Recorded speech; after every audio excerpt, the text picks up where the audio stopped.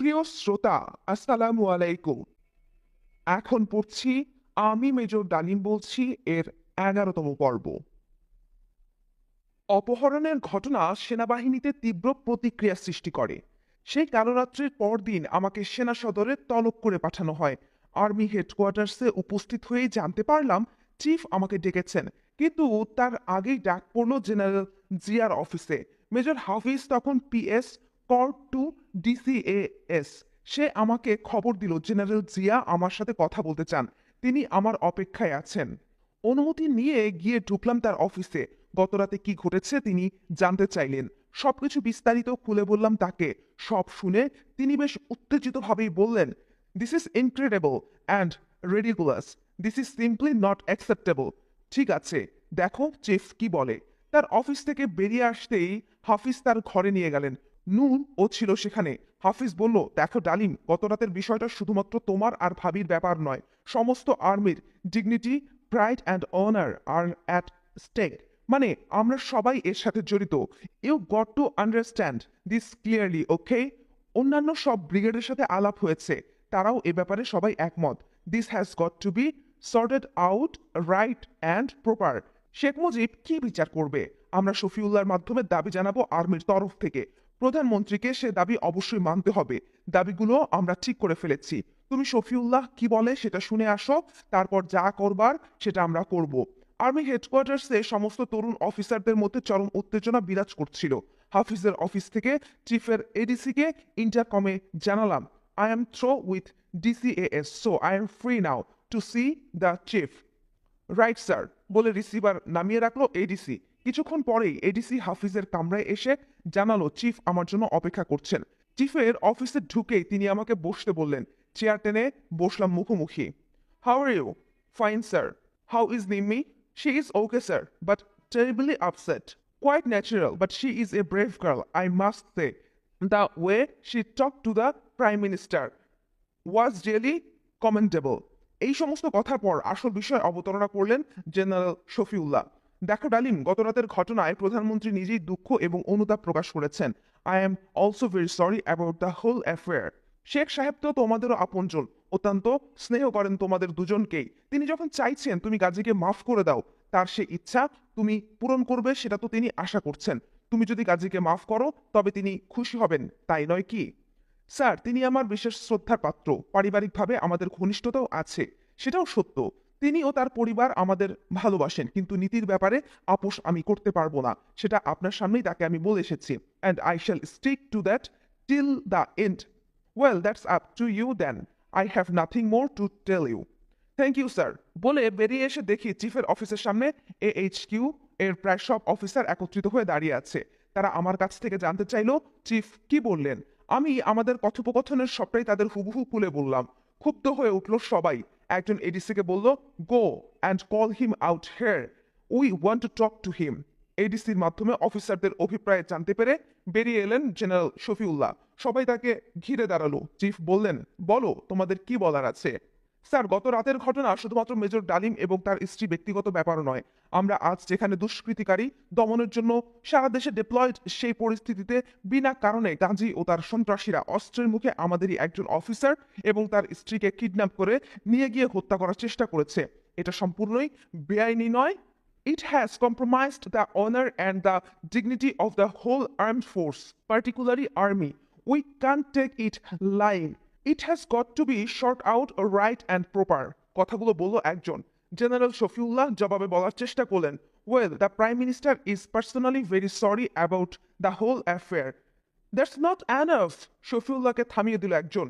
Now sir, you being our chief and the leader have to shoulder your responsibility to uphold the honor and the dignity of this army. সমগ্র সেনাবাহিনীর তরফ থেকে আমাদের তিনটি দাবি আপনাকে জানাচ্ছি। এক, গাজীকে তার সংসদ পদ এবং অন্যান্য সমস্ত সরকারি পদ থেকে এই মুহূর্তে অব্যাহতি দিয়ে তাকে এবং তার অবৈধ অস্ত্রধারীদের অবিলম্বে আর্মির হাতে সোপর্দ করতে হবে প্রধানমন্ত্রীকে, যাতে করে আইন অনুযায়ী তাদের সাজা হয়। দুই, গতরাতের সমস্ত ঘটনা সব প্রচার মাধ্যমগুলোর মাধ্যমে দেশের জনগণকে অবগত করার অনুমতি দিতে হবে প্রধানমন্ত্রীকে। তিন, যেহেতু গাজী আওয়ামী লীগের সদস্য, সেই পরিপ্রেক্ষিতে পার্টির প্রধান হিসেবে প্রধানমন্ত্রীকে ব্যক্তিগতভাবে মেজর ডালিম এবং তার স্ত্রীর কাছে ক্ষমা চাইতে হবে। আপনাকে আমাদের এই 3টি দাবি নিয়ে যেতে হবে প্রধানমন্ত্রীর কাছে এবং আগামী 24 ঘন্টার মধ্যে প্রধানমন্ত্রীকে এই দাবিগুলো মেনে নিতে হবে। এই দাবিগুলি আপনি যদি আদায় করতে অপারগ হন তবে you have got no right to sit on your chair. You will be considered not fit enough to lead this army. ঘাবড়ে গিয়ে ঢোক গিলতে লাগলেন জেনারেল শফিউল্লাহ। থতমত খেয়ে বেসামাল অবস্থায় কিছু একটা বলতে যাচ্ছিলেন তিনি, কিন্তু তার আগেই লেফটেন্যান্ট শামশের মুবিন চৌধুরী বীর বিক্রম তার কোমরের বেল্ট খুলে ছুঁড়ে ফেলে দিল জেনারেল শফিউল্লাহর পায়ের কাছে। We serve the army for your pride, honour and dignity. If that is not there then I hate to serve that army any longer. উত্তেজিতভাবে উপস্থিত সবাই একসাথে বলে উঠল, sir, you got to restore our lost honor and dignity. We have had enough humiliation, but no more. Sir, please don't be afraid. We all are with you. Just try to understand the gravity of the problem and be one of us. বাইরে শোরগোল শুনে general Zia কখন বেরিয়ে এসেছিলেন আমরা খেয়ালই করিনি। হঠাৎ তিনি তার গুরুগম্ভীর গলায় বলে উঠলেন, boys, be quiet and listen to me. I have heard everything and appreciate your sentiment. I have also understood the problem. Your demands are just and fair. Shafiullah, you must go with their demands to the Prime Minister and make him understand the gravity of the situation and suggestion him to accept the demands for the great interest of the nation and the armed force. General Shafiullah যেন ধরে প্রাণ ফিরে পেলেন, বললেন, আমি এখনই যাচ্ছি প্রধানমন্ত্রীর কাছে। তখনই তিনি বেরিয়ে গেলেন গণভবনের উদ্দেশ্যে। তখন দুপুর পেরিয়ে গেছে। শফিউল্লাহ চলে যাবার পর আমরাও মেসে চলে এলাম লাঞ্চের জন্য। এখানে একটা বিষয়ে প্রাণিধানযোগ্য, শফিউল্লাহকে যখন ঘেরাও করা হয়েছিল তখন সেখানে কর্নেল এরশাদও উপস্থিত ছিলেন অন্যান্য পিসিওদের সাথে। তিনি তখন এজি হিসেবে হেডকোয়ার্টার্সে পোস্টেড ছিলেন। এক সময় জেনারেল শফিউল্লাহ তাকে জিজ্ঞাসা করেছিলেন, এরশাদ, তোমার অভিমত কি? Sir, I think their demands are quite legitimate. এই ধরনের ঘটনা আমার কিংবা আপনার সাথেও ঘটতে পারত, যেখানে army is deployed to maintain law and order and engaged in anti miscreant drive. যেখানে এ ধরনের একটা ঘটনাকে শুধুমাত্র ডালিম নিম্মির ব্যক্তিগত ব্যাপার বলে কনসিডার করা উচিত হবে না। It is definitely a question of honour and prestige of their entire army and you being the chief must make this point clear to the prime minister and advise the PM correctly to restore the lost honor by accepting the demands. তার জবাব শুনে আমরা বেশ কিছুটা আশ্চর্য হলাম, কারণ তিনি ছিলেন একজন রিপ্যাট্রিয়েটেড অফিসার। তিনি সাহস করে ওই ধরনের স্পষ্ট বক্তব্য রাখবেন সেটা আমাদের কাছে ছিল অপ্রত্যাশিত। এতেই প্রমাণিত হয় পাকিস্তান প্রত্যাগতদের মাঝে অনেকেই ছিল ন্যায়পরায়ণ। সন্ধ্যার দিকে চিফ ফিরলেন গণভবন থেকে সারাদিন দরবার করে। রাত 8টার দিকে তিনি আমাদের কয়েকজনকে ডেকে পাঠালেন সেনা ভবনে। সেখানে গিয়ে দেখি কর্নেল শাফায়েত এবং ব্রিগেডিয়ার খালেদ মোশাররফও উপস্থিত রয়েছেন। আমরা কুশলাদি বিনিময় করে সবাই বসলাম। চিফ শুরু করলেন, আমি প্রধানমন্ত্রীকে তোমাদের দাবিগুলো জানিয়েছি, তিনি সময় চেয়েছেন। প্রাইম মিনিস্টার যখন সময় চেয়েছেন তখন তাকে সময় আমাদের দিতেই হবে। চিফের কথার মাঝে ফোরন কাটছিলেন কর্নেল শাফায়েত। ব্রিগেডিয়ার খালেদ নিশ্চুপ বসেছিলেন। স্যার, তোমাদের দাবিগুলো বলে আপনি কি এটাই বোঝাতে চাচ্ছেন যে আপনার ও আমাদের মধ্যে পার্থক্য রয়েছে? দাবিগুলো ছিল এন্টার আর্মির তরফ থেকে। তবে কি আমাদের বুঝতে হবে আপনি বা আপনার মানে? The senior lords are not with us. জানতে চাওয়া হলো জেনারেল শফিউল্লাহর কাছ থেকে। তিনি এই ধরনের কথা একটু ঘাবড়ে গেলেন। চালাক প্রকৃতির ব্রিগেডিয়ার খালেদ অবস্থা আঁচ করতে পেরে শফিউল্লাহর হয়ে জবাব দিলেন, boys, don't have wrong impression. Of course we all are together. How could we be different on this issue? কিন্তু স্যার, মনে হয় প্রধানমন্ত্রী আমাদের দাবি মানবেন না। সময় চেয়ে নিয়ে তিনি প্রথমত ব্যাপারটাকে এড়িয়ে যেতে চাচ্ছেন, দ্বিতীয়ত তার অবস্থানকে পোক্ত করার জন্যই সময় চেয়েছেন তিনি। যদি শেষ পর্যন্ত তিনি আমাদের দাবি মানতে রাজি না হন তবে কি করা হবে সেই সম্পর্কে পরিষ্কারভাবে জানতে চাই আমরা। তিনজনই এ কথার কোনো জবাব না দিয়ে চুপ করে বসে থাকলেন। Well sir, if you don't have any idea what to do next then we shall think what needs to be done বলে চলে এসেছিলাম আমরা। আজিজ পল্লীর এক বাসায় বৈঠকে বসলাম আমরা। বিষয়বস্তু দাবি না মানা হলে আমাদের পরবর্তী পদক্ষেপ কি হবে অন্যান্য ব্রিগেডের সাথে যোগাযোগ করে মতামত বিনিময় করা হচ্ছিল সবসময়। রাত প্রায় 11টার দিকে খবর পেলাম জেনারেল শফিউল্লাহর সাদা ডাটসন কারে দুইজন লোক সিভিল ড্রেসের চাদর মুড়ি অবস্থায় 2 নং গেট দিয়ে বেরিয়ে 32 নং ধানমন্ডির দিকে যাচ্ছে। একজন ইয়াং অফিসারকে মোটরসাইকেল নিয়ে গাড়িকে ফলো করতে বলা হলো। রাত প্রায় 11টা 30 মিনিটে ওই অফিসার ফিরে এসে জানালো গাড়িতে ছিলেন জেনারেল শফিউল্লাহ এবং কর্নেল শাফায়েত। তারা গিয়ে ঢুকেছিল শেখ সাহেবের বাসায়। রাত প্রায় 12:30 দিকে খবর আসতে লাগলো শহরে রক্ষী বাহিনীর মুভমেন্ট শুরু হয়ে গেছে। দুয়ে দুয়ে চার মিলে গেল হিসাব। শফিউল্লাহ এবং সাফায়েত শেখ সাহেবের একান্ত বিশ্বাসভাজন বিধায় 32 নম্বরে গিয়ে আমাদের সন্ধ্যার আলোচনার সবকিছুই জানিয়ে এসেছেন। তারই পরিপ্রেক্ষিতে শহরে রক্ষী বাহিনী মোতায়েন করা হয়েছে আর্মির তরফ থেকে যে কোনো মুভের মোকাবেলা করার জন্য। নিজেদের প্রতি তার অনুকম্পা আরো বাড়াবার জন্যই ব্যক্তি পূজার এক ঘৃণ্য উদাহরণ। রাত 2:30টার দিকে বিভিন্ন বর্ডার এলাকা থেকে খবর আসতে লাগলো মধ্যরাত্রির পর থেকে ভারতীয় বাহিনীর অস্বাভাবিকভাবে তৎপরতা শুরু হয়েছে। তার মানে নিজের নিরাপত্তার জন্য শেখ মুজিব শুধুমাত্র তার অনুগত রক্ষী বাহিনী এবং সেনাবাহিনী তার তলবিবাহক নেত্রীদের ওপর আস্থা রেখে স্বস্তি পাচ্ছেন না, তাই বন্ধু রাষ্ট্রের সাহায্যও চেয়ে বসেছেন মৈত্রী চুক্তির আওতায়। আমরা কয়েকজন শহর ঘুরে দেখলাম খবরগুলো সত্যি। দুঃখ হলো পেশাগত নিজ যোগ্যতায় নয়, শেখ মুজিবের বদন্যতায় যারা এক লাফে মেজর থেকে জেনারেল বনে গেছেন তারা নিজেদের চামড়া পর্যন্ত বিকিয়ে দিয়ে বসে আছেন শেখ সাহেব এবং তার দলের স্বার্থ রক্ষা করার জন্য। ব্যতিক্রম অবশ্যই ছিল, জেনারেল জিয়াউর রহমান ছিলেন তেমনি একজন। কিন্তু কথায় আছে expression is never an example. ধিক্কার এসে গিয়েছিল আমাদের মনে এই সমস্ত মেরুদণ্ডহীন মতলববাজ সিনিয়র অফিসারদের চারিত্রিক দুর্বলতার জানার পর। পরদিন শফিউল্লাহর ডাক পড়ল গণভবনে। ফিরে এসে আমাকে ডেকে পাঠালেন তিনি। গত 2 দিনের তুলনায় আজ তাকে বেশি কনফিডেন্ট দেখাচ্ছিল। Well, darling, the Prime Minister has asked for time as you have been already told. Meanwhile, I am ordering a court of inquiry about the whole matter that has happened so far, just for an official record. Once the court of inquiry is finished, you will go back to Kumilla. Right sir বলে salute করে বেরিয়ে এসেছিলাম তার office কক্ষ থেকে। কি অদ্ভুত যুক্তি! দোষ করলো গাজী গোলাম মোস্তফা, আর কোর্ট অফ ইনকোয়ারি হবে আমার। বর্তমান অবস্থায় চিফের হুকুম মেনে নিয়ে কোর্ট অফ ইনকোয়ারির পরিণাম পর্যন্ত চুপচাপ থাকতে হবে সিদ্ধান্ত হলো। কোর্ট অফ ইনকোয়ারি শেষ করে কয়েকদিন পর কুমিল্লায় ফিরে এলাম। রাষ্ট্রপতি আমাদের চাকুরি থেকে অবসর দিয়ে আমাদের প্রতি তার ন্যায় বিচার করলেন। রাষ্ট্রপতি 9 নং আদেশ বলে 8 জন সামরিক অফিসারকে চাকুরিচ্যুত করা হয়। নূর ও আমিও ছিলাম তাদের মধ্যে। মাসখানেক পর জুলাই মাসের শেষার্ধে এক সন্ধ্যায় আমার বাসায় একটা পার্টি ছিল। নিমন্ত্রিত অতিথিরা প্রায় সবাই এসে গেছে। বাইরে ইলশেগুড়ি বৃষ্টি হচ্ছে। হুদা ভাবিও এসে গেছেন, কিন্তু হুদা ভাইয়ের পাত্তা নেই। বেশ একটু দেরি করেই এলেন কর্নেল হুদা। ভীষণ শুকনো তার মুখ, অস্বাভাবিক গম্ভীর তিনি। এসে সবার সাথে কুশল বিনিময় করে এক কোণে গিয়ে বসলেন তিনি। বোঝা যাচ্ছিল কারোর সাথে কথাবার্তা বলার তেমন একটা ইচ্ছা নেই তার। সদা উৎসল হুদা ভাই এত নীরব কেন? ব্যাপারটা খুবই অস্বাভাবিক ঠেকলো। এক ফাঁকে কাছে গিয়ে জিজ্ঞাসা করলাম, কি হয়েছে হুদা ভাই? কোনো অঘটন ঘটেনি তো? না, কিছু না। নিজেকে কিছুটা হালকা করে নেবার জন্য ড্রিঙ্কসের গ্লাসটা হাতে তুলে নিলেন তিনি। নিম্মি অতিথিদের আপ্যায়নে ব্যস্ত। হঠাৎ হুদাভাই নিম্মিকে ডেকে পাশে বসালেন। প্রশ্ন করলেন, আচ্ছা নিম্মি, ধরো এমন একটা খবর তুমি পেলে যার ফলে তোমার এই সুন্দর সাজানো সংসারটা ওলটপালট হয়ে গেল, তোমাদের এই সুখ কেউ কেড়ে নিল, তখন কি করবে? নিম্মি অবাক বিস্ময়ে হুদা ভাইকে ভালো করে দেখে নিয়ে বলল, আজ আপনার কি হয়েছে হুদা ভাই? কি সব এলোমেলো বলছেন, কিছুই বুঝতে পারছি না। বলেন না কি হয়েছে। আমিও এরই মধ্যে তাদের সাথে যোগ দিয়েছি। ডালিম, ঢাকা থেকে কোনো খবর পেয়েছো? জিজ্ঞাসা করলেন কর্নেল হুদা। না তো। তেমন কিছু হলে নিশ্চয়ই পেতাম। প্লিজ হুদা ভাই, রহস্য বাদ দিয়ে বলেন না কি হয়েছে। ব্যাপার কি? যা হবার নয় তাই হয়েছে।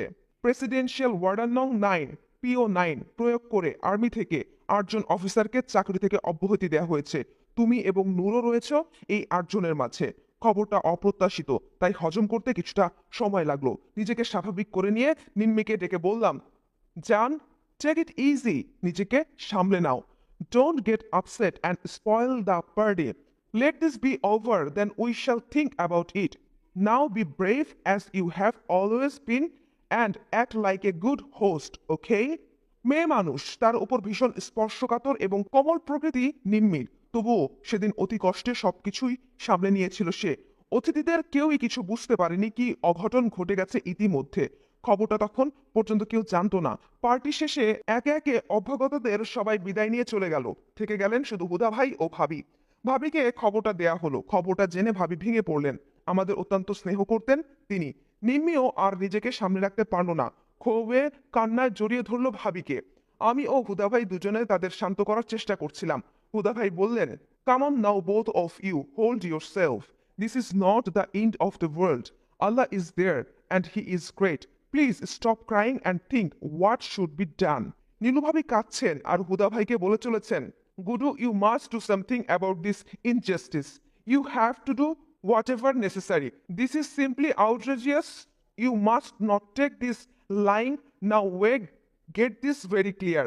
নীলু ভাবির আন্তরিকতায় মন ভরে গেল। I got it, Nilu. I got it. Please come down.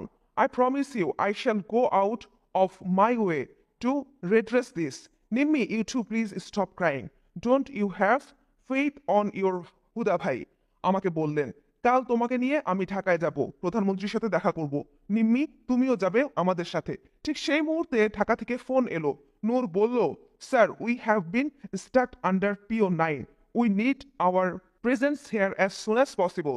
জবাব দিলাম, আমি এবং হুদা ভাই কালই আসছি। টেলিফোন রেখে দিলাম। পরদিন ব্রিগেডের সবাই খবরটা জেনে গেল। কর্নেল হুদা সকালেই COS কনফারেন্স কল করলেন। সেখানে তিনি বললেন, ডালিম এবং আমি ঢাকায় যাচ্ছি। I can assure you all that I personally shall do everything to redress this shocking injustice. এই ব্যাপারে তোমাদের চেয়ে আমার অসন্তোষ কম নয়। ঢাকায় এলাম আমরা। আর্মি হেডকোয়ার্টার্সে চরম উত্তেজনা। শফিউল্লাহ অফিসে নেই, তিনিই নাকি অসুস্থ। জেনারেল জিয়া আমি এসেছি জানতে পেরে ডেকে পাঠালেন। গিয়ে ঢুকলাম তার অফিসে। তিনি সিট থেকে উঠে এসে আমাকে জড়িয়ে ধরলেন। স্বল্পভাষী লোক, বললেন, have faith in Allah, he does everything for the better. This is just the beginning and I am sure many more heads will roll. দোয়া করবেন স্যার। ঠিকই বলেছেন, সবকিছুই আল্লাহর ইচ্ছাতে ঘটে, বললাম আমি। We must keep in touch and you can count on me for everything just as before. For any personal need, my doors are always open to you. Thank you very much, sir. You are most kind, but you must remain alert as you are not last hope. Future will say what is there in our common destiny. MS branch থেকে PO9 এর লিখিত ওয়ার্ডারটা নিয়ে বেরিয়ে এসেছিলাম আমি ও নূর সেনা সদর থেকে। রিটায়ারমেন্ট ওয়ার্ডারটা যখন হাতে নিচ্ছিলাম তখন মনে পড়ছিল শেখ সাহেব সস্নেহে নিম্মিকে বুকে জড়িয়ে ধরে কথা দিয়েছিলেন সুবিচার করবেন তিনি। সেই সুবিচারের ফলে আজ আমি চাকরিচ্যুত হলাম বিনা কারণে। সেদিন সন্ধ্যায় আমাকে সঙ্গে করে নিয়ে কর্নেল হুদা গিয়ে হাজির হলেন 32 নং ধানমন্ডিতে। অতি পরিচিত সবকিছুই, কিন্তু এবারের আশাটা কিছুটা ভিন্ন প্রকৃতির, তাই পরিবেশটা কিছুটা অস্বস্তিকর। রেহেনা, কামাল সবাই কেমন যেন বিব্রত। পরিবেশটাকে হালকা করার জন্য বললাম, কি কামাল, বিয়ের দাওয়াত পাবো তো? আমার প্রশ্নে লজ্জা পেয়ে কামাল উত্তর দিল, কি যে বলেন বস, আমি নিজে গিয়ে আপনাকে ও নিম্মিকে দাওয়াত করে আসবো। আপনাদের ছাড়া বিয়েই হবে না। রেহানা চা নাস্তা নিয়ে এলো। হুদা ভাই চুপ করে বসে সবকিছু দেখছিলেন। বাসায় ফিরে এলেন শেখ সাহেব। ডাক পড়লো আমাদের 3 তলার অতি পরিচিত ঘরে। একাই বসেছিলেন শেখ সাহেব। ঘরে ঢুকে অভিবাদন জানাবার পর কর্নেল হুদা বললেন, এত বড় অন্যায়কে মেনে নিয়ে চাকুরি করার ইচ্ছে আমারও নেই স্যার। বলেই পকেট থেকে একটা পদত্যাগপত্র বের করে সামনে টেবিলের উপর রেখে তিনি বললেন, আমার এই পদত্যাগপত্রের অফিসিয়াল কপি থ্রো প্রপার চ্যানেলে শীঘ্রই আপনার কাছে পৌঁছাবে। তার এ ধরনের আকস্মিক উপস্থাপনায় কিছুটা বিব্রত হয়ে শেখ সাহেব বললেন, তোমরা সবকিছু একতরফা ভাবে দেখো, আমার দিকটাও একটু চিন্তা করো না। এদিকে আমার পার্টি আর অন্যদিকে ওরা। আমি কি করুন? পার্টির কাছে আমি বান্ধা, পার্টি ছাড়া তো আমার চলবে না। তারপর আমার দিকে ফিরে বললেন, তুই আর নূর কাল আমার সাথে রাইতে বাসায় দেখা করবি। শেখ সাহেবের সাথে কথা বলার সময় হুদা ভাইয়ের চোখে পানি এসে গিয়েছিল। পরদিন জেনারেল শফিউল্লাহর অফিসে আমার ডাক পড়ল। চিফ আমাকে নির্দেশ দিলেন, কুমিল্লায় আমার আর ফিরে যাওয়া চলবে না। নিম্মিকে পাঠিয়ে জিনিসপত্র সব নিয়ে আসার বন্দোবস্ত করতে হবে। কর্নেল হুদা এই নির্দেশের জোর প্রতিবাদ করলেন, কিন্তু শফিউল্লাহ তার সিদ্ধান্ত বদলালেন না। কোনো ঝুঁকি নিতে চাচ্ছেন না তিনি। কুমিল্লায় ফিরে আমি যদি আবার কোনো অঘটন ঘটিয়ে বসি। এভাবেই মুক্তিযুদ্ধ থেকে শুরু করে স্বাধীনতার পর যে আর্মি গঠন প্রক্রিয়ায় অক্লান্ত পরিশ্রম করেছিলাম রাত দিন, সেই আর্মি থেকে স্বাভাবিক নিয়ম অনুযায়ী বিদায় নেওয়ার সৌভাগ্য থেকেও বঞ্চিত করা হয়েছিল আমাকে। একজন সৈনিকের জন্য এই অবমাননা সহ্য করা খুবই কষ্টকর। আমি ঢাকায় রয়ে গেলাম। হুদা ভাই, নিম্মি ও খালাম্মাকে নিয়ে ফিরে গেলেন কুমিল্লায়। আমাকে কুমিল্লায় ফিরতে না দেওয়ার অফিসার এবং সৈনিকরা অসন্তোষ ক্ষোভে ফেটে পড়ল। একদিন 2 ট্রাক সৈনিক কুমিল্লা থেকে আমাদের মালিবাগের বাসায় এসে হাজির। আমাকে ওরা নিয়ে যেতে এসেছে। সরকার অন্যায়ভাবে ক্ষমতা বলে আমাকে চাকরিচ্যুত করেছে। তার উপর যে রেজিমেন্ট আমি শুরু থেকে তিলে তিলে গড়ে তুলেছি, সেই ইউনিটের তরফ থেকে আমাকে বিদায় সংবর্ধনাও জানাতে পারবে না ইউনিটের সদস্যরা। সেটা কিছুতেই হতে দেবে না তারা। সব বাধা উপেক্ষা করে তারা আমাকে নিয়ে যাবেই। পরিণামে যা কিছুই ঘটুক না কেন তার মোকাবেলা করা হবে একত্রিতভাবে। সেই সিদ্ধান্ত নেওয়া হয়েছে ইউনিটে। ইমোশনালি চেস অবস্থায় পরিণামের বিষয়টি উপেক্ষা করে যে পদক্ষেপ তারা নিতে প্রস্তুত হয়েছে তার ফল তাদের জন্য মারাত্মক ক্ষতিকর হতে পারে, সেটা তারা ঠিক বুঝতে না পারলেও আমি বুঝতে পারছিলাম। তাই অনেক কষ্টে সবাইকে বুঝিয়ে ফেরত পাঠিয়ে দিয়েছিলাম। আমার যুক্তিগুলো মেনে নিয়ে অনেক ব্যাখ্যা বুকে নিয়ে ফিরে গিয়েছিল তারা। ফিরে যাওয়ার আগে আমার প্রিয় সহযোদ্ধারা বলেছিলেন, স্যার আপনি যেখানেই থাকেন না কেন আমরা সবসময় আপনার সাথে আছি। একটা কথা ভুলবেন না কখনো, প্রয়োজনে ডাক দিয়ে দেখবেন আমরা সব বাধা পেরিয়ে আপনার পাশে এসে দাঁড়াবো। একজন কমান্ডার হিসেবে অধীনস্থ সৈনিকদের কাছ থেকে এই ধরনের দুর্লভ সম্মান পাওয়া সৌভাগ্য হয়েছে আমার। এর বেশি আর কি লাভ করা সম্ভব হতো চাকরিতে থাকলে? বাংলাদেশ সেনাবাহিনীতে পদভারে অনেক জেনারেল এবং কমান্ডার রয়েছেন ঠিকই, কিন্তু তাদের কতজনের ভাগ্যে এই ধরনের শ্রদ্ধা এবং বিশ্বাস জুটেছে?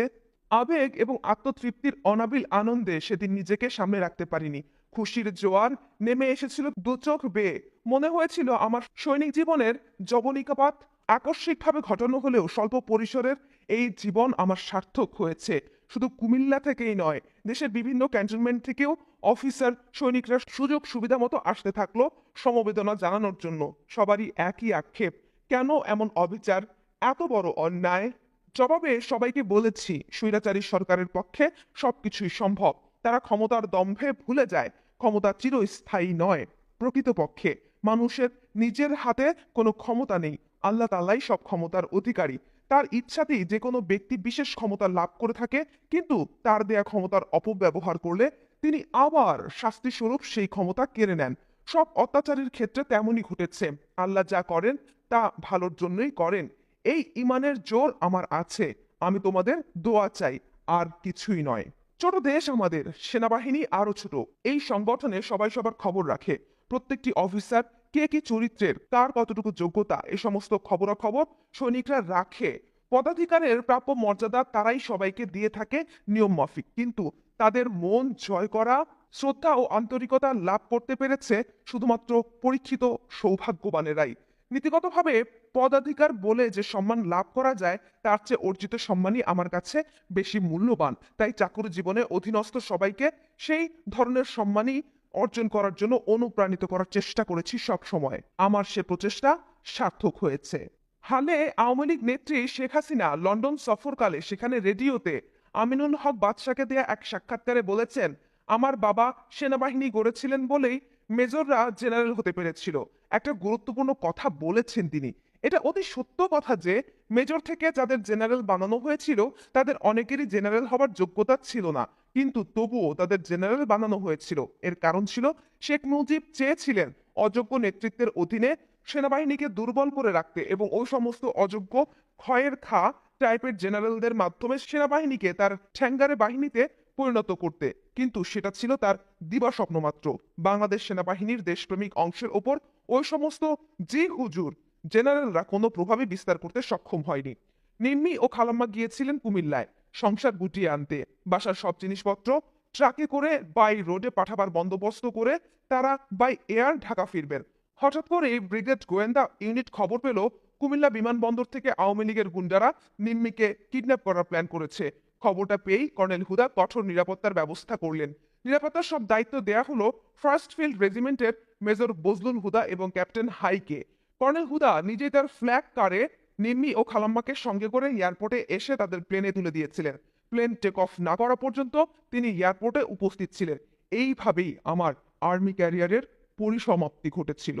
ইউনিফর্ম ত্যাগে বাধ্য হবার পর জীবিকা অর্জনে তেমন কোনো অসুবিধা হয়নি। মেজর নূর এবং আমি আমার কনিষ্ঠ ভ্রাতা স্বপনের সাথে ব্যবসায় যোগদান করি। আমার ছোট ভাই স্বপনের সাথেই ব্যবসা করব ঠিক করলাম। সে ব্যবসাতে অভিজ্ঞ। এমবিএতে ভালো রেজাল্ট করার পর থেকেই ব্যবসা করছে স্বপন।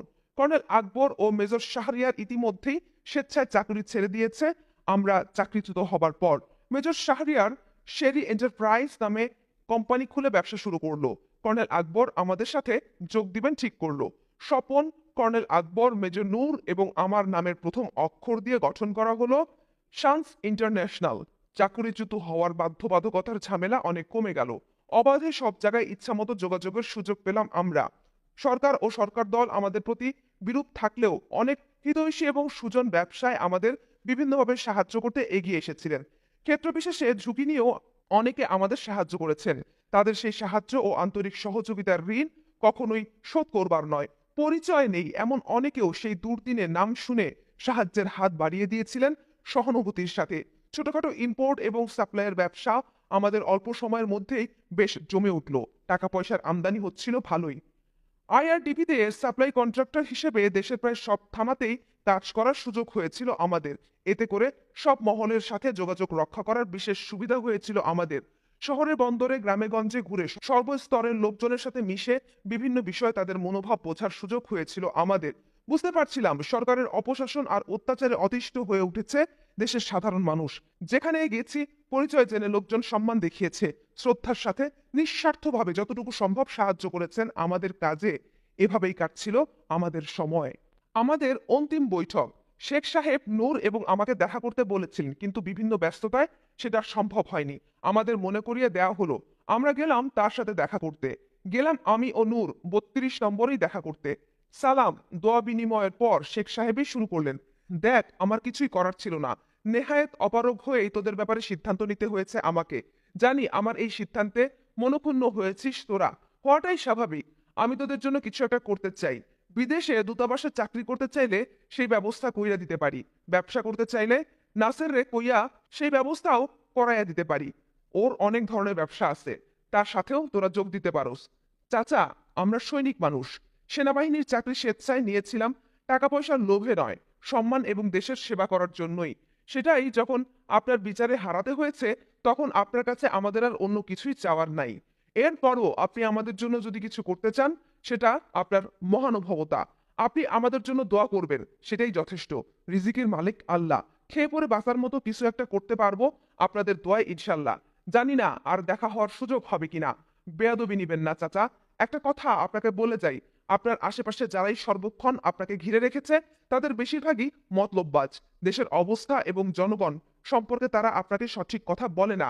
যা শুনলে আপনি খুশি হবেন, চাটুকাররা সেটাই বলে থাকেন মতলব হাসিল করার জন্য। খোদা না করুক তেমন দুর্দিন যদি কখনো আসে, তবে এদের কেউই আপনার সাথে থাকবে না, চলে যাবে নতুন আশ্রয়ের সন্ধানে। তখন সেই অবস্থার জন্য সব দায় দায়িত্ব আপনার উপরেই আরোপ করা হবে এবং এই অবস্থার মোকাবেলাও করতে হবে আপনাকেই। আপনি সবসময় বলে থাকেন যে দেশের জনগণকে আপনি ভালো করে চেনেন, কিন্তু আজ আমি বলে যাচ্ছি জনগণ থেকে বর্তমানে আপনি সম্পূর্ণভাবে বিচ্ছিন্ন হয়ে পড়েছেন, কিংবা আপনাকে করা হচ্ছে। আপনি আমাদের স্নেহ করেন, আমাদের চাকরিচ্যুত করে আপনার কতটুকু লাভ হয়েছে সেটা আপনি ভালো বোঝেন। তবে আমরা কিন্তু বরাবরই আন্তরিকভাবে আপনার ভালোই চেয়েছি। আল্লাহ পাক আপনাকে অনেক দিয়েছেন, আপনার তো আর চা পাওয়ার কিছুই থাকতে পারে না। চাটার দল ছেড়ে দেশ ও জাতির নেতা হওয়ার চেষ্টা করা উচিত আপনার। তারই মধ্যে রয়েছে আপনার দীর্ঘ রাজনৈতিক জীবনের ত্যাগ ও পরিশ্রমের সার্থকতা। শেখ সাহেব আমার কথাগুলো চুপচাপ শুনছিলেন আর পাইপে মৃদু টান দিচ্ছিলেন। তিনি কিছু বলছেন না দেখে আমি বললাম, আমরা তাহলে এবার আসি। তিনি অনুমতি দিলেন। আমরা বেরিয়ে এলাম 32 নম্বর থেকে। অত্যন্ত আন্তরিকতার সাথেই কথাগুলো বলেছিলাম তাকে, ব্যক্তিগতভাবে শ্রদ্ধা করি বলেই। এর কতটুকু তিনি বুঝেছিলেন জানি না। আর্মি এবং রক্ষী বাহিনীর প্রতি শেখ মুজিবের মনোভাব। জেনারেল শফিউল্লাহ 1987 সালে 28 অগস্ট লন্ডনের বাংলা সাপ্তাহিক জনমতকে দেয়া সাক্ষাৎকার, যেটা পরে 3রা সেপ্টেম্বর 1987 সালে স্থানীয় দৈনিকগুলোতে প্রকাশিত হয়েছিল, তাতে শেখ মুজিবের সেনাবাহিনী এবং রক্ষী বাহিনীর প্রতি তার মনোভাব বিশদ প্রতিফলন ঘটে। প্রশ্ন, আওয়ামী লীগ সরকারের সঙ্গে সামরিক বাহিনীর সম্পর্ক নাকি ততটা ভালো ছিল না, কথাটা কি সত্য বলে আপনি মনে করেন? উত্তর, আওয়ামী লীগ সরকারের ব্যক্তিগতভাবে আমার উপর আস্থা ছিল, কিন্তু পুরো সামরিক বাহিনীর উপর তাদের আস্থা ছিল কিনা তাতে সন্দেহ আছে। প্রশ্ন, স্বাধীনতার পর আপনাকে কেন চিফ অফ স্টাফ নিযুক্ত করা হলো? উত্তর, এটা রাজনৈতিক সিদ্ধান্ত, ওসমানী সাহেবের কোনো সিদ্ধান্ত নয়। প্রশ্ন, রক্ষী বাহিনী গঠন করার আগে আওয়ামী লীগ সরকার এই ব্যাপারে কি আপনার সঙ্গে কোনো আলাপ আলোচনা করেছিল? উত্তর, না। তবে গঠন করার পর আমাকে বলা হয়েছিল রক্ষী বাহিনী গঠন করা হয়েছে পুলিশ বাহিনীর সহযোগী শক্তি হিসাবে। তবে লোকমুখে আমি শুনেছি যে রক্ষী বাহিনী গঠন করা হচ্ছে আর্মড ফোর্সের জায়গা পূরণের জন্য। প্রশ্ন, সামরিক বাহিনীর সাথে রক্ষী বাহিনীর সম্পর্ক কেমন ছিল? উত্তর, সম্পর্ক ভালো ছিল না। তার কতগুলো কারণ ছিল। যখন গুজব ছড়িয়ে পড়েছিল যে রক্ষী বাহিনীকে আর্মির জায়গায় বসানো হবে, নতুন বাহিনী হিসেবে রক্ষী বাহিনীকে তখন সবকিছুই নতুন জিনিসপত্র দিয়ে সাজানো হচ্ছিল। এদিকে আর্মি দেখছে তাদের সেই পুরাতন অবস্থা।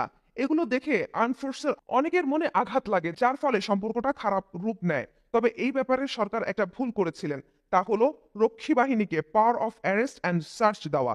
এতে সামরিক বাহিনীর অনেকেই ক্ষুব্ধ এবং চিন্তিত হন। শুধু তাই নয়, রক্ষী বাহিনী এই সময় সেনাবাহিনীর অনেক অফিসারকে লাঞ্ছনা পর্যন্ত করেছে।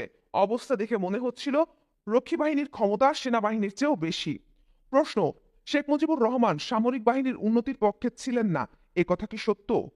উত্তর: হ্যাঁ, আমি বলবো এ কথা সত্য। প্রশ্ন: কাজী গোলাম মুস্তফার সাথে লেডিস ক্লাবে মেজর ডালিমের অপ্রীতিকর ঘটনার পর সেনাবাহিনীর চিফ অফ স্টাফ হিসেবে কি কোনো কিছু করার চেষ্টা করেছিলেন?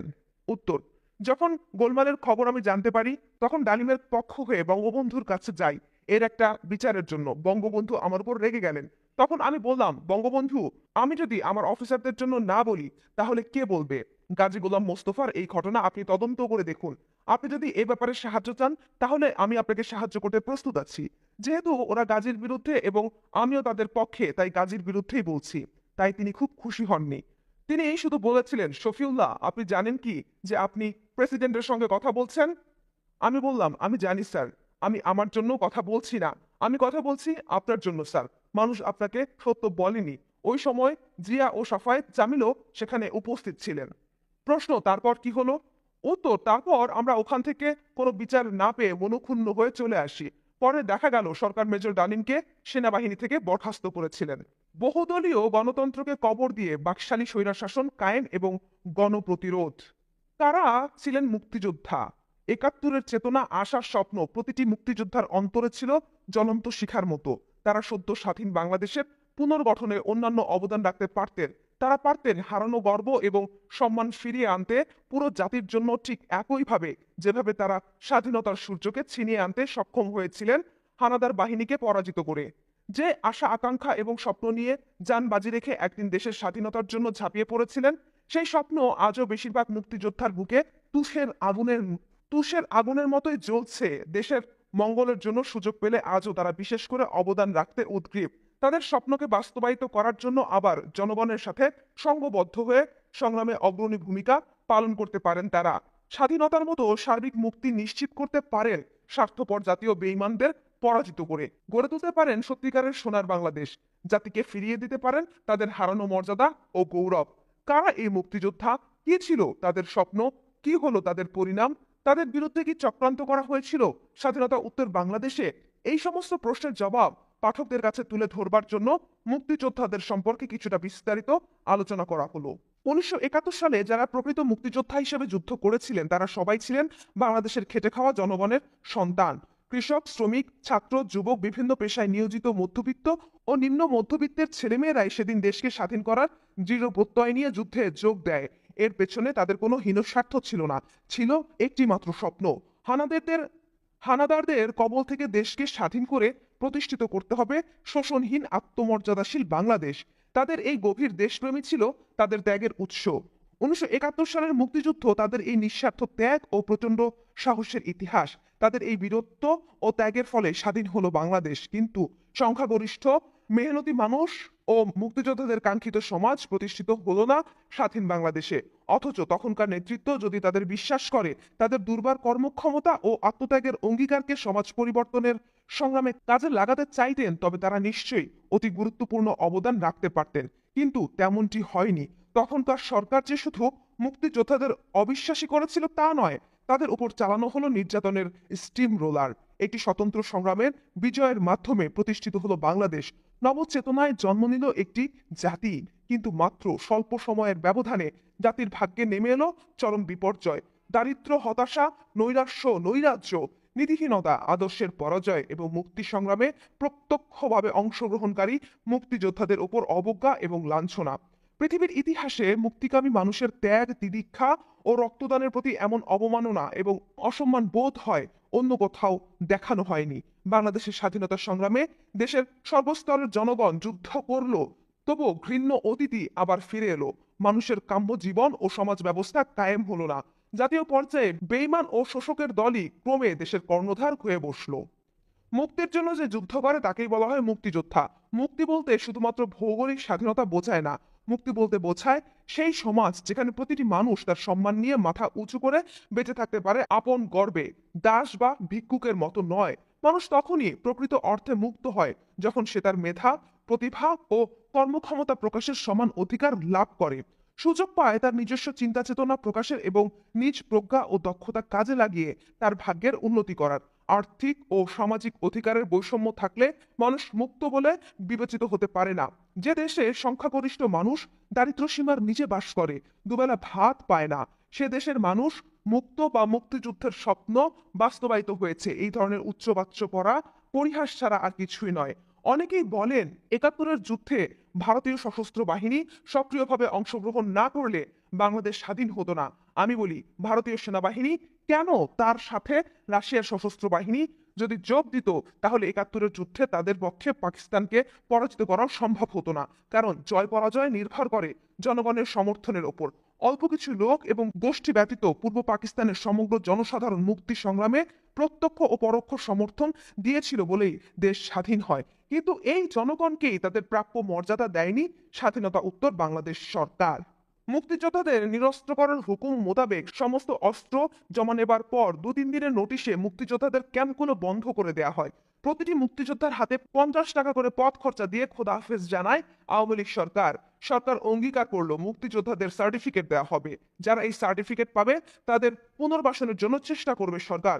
পরবর্তীকালে এই সার্টিফিকেট সেক্টর কমান্ডারদের মাধ্যমে প্রকৃত মুক্তিযোদ্ধাদের মধ্যে বিতরণ না করে সরকার সিদ্ধান্ত অনুযায়ী স্বরাষ্ট্র মন্ত্রণালয়, স্থানীয় জেলা প্রশাসন এবং আওয়ামী লীগের এমপি ও নেতাদের মাধ্যমে বিলি করা হয় তাদের পছন্দের লোকের মাঝে। যদিও এদের অধিকাংশের সঙ্গে যুদ্ধের কোনো সম্পর্কই ছিল না।